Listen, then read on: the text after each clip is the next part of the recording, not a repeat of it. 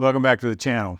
Today I just want to take a brief moment, very short video, to talk about some photos that I took when I was in Edinburgh, Scotland at the St. Giles Cathedral.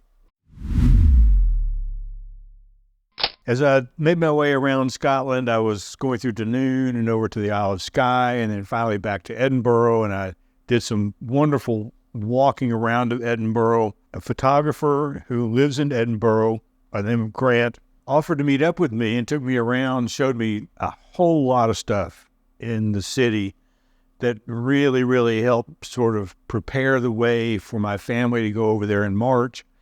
And he's just a phenomenal photographer. I'll put a link to his Instagram and his website in the description below. That he's worth a follow on Instagram for sure. And then the next day, I went back. It was on a Sunday because I was flying back on Monday.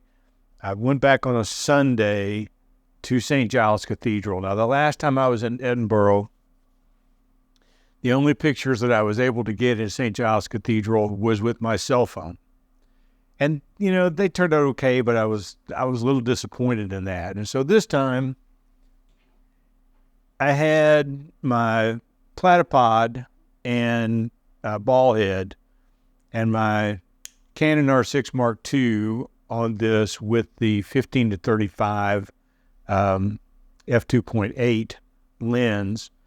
And I went in with great expectations.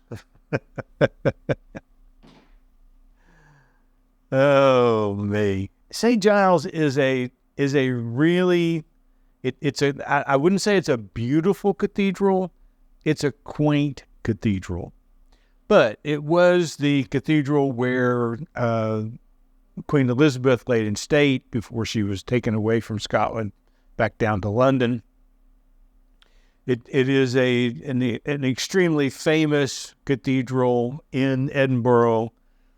And so two things are working against you when you go in to take photos. Number one, if you go on a Sunday, there are a lot of people there, and there's no way to get a decent picture without people in it. And when I take cathedral pictures, I like to put my camera on the floor. I like to get that wide angle up, and I like for people to be gone. And it would have been better if I'd been there through the week and I could have gone as soon as it opened in the morning when there were very few people there. But, you know, things don't always work out the way you want. The other thing is that it is rather small.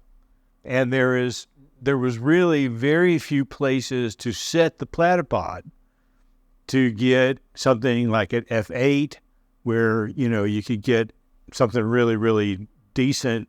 All the shots that I did were bracketed, but most of the shots I got, I actually had to bracket at f2.8 and hand hold the camera anyway.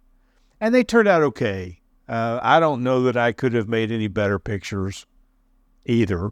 It is a beautiful place to walk through, and it's just filled with all kinds of history, and probably the most important for me from a theological standpoint and from a historical standpoint is the dedication to John Knox, who was largely instrumental in helping to make Edinburgh a seat of education.